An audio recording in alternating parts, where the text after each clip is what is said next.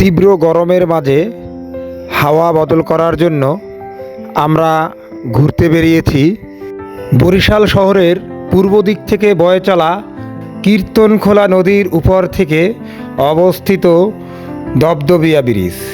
এই ব্রিজ হয়ে আমরা আজকে ঘুরতে বেরিয়েছিলাম বাখেরগঞ্জ উপজেলার নিমতলী।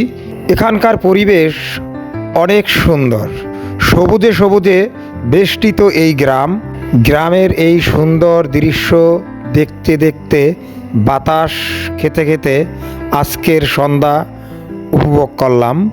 ধন্যবাদ আমার সাথে থাকার জন্য।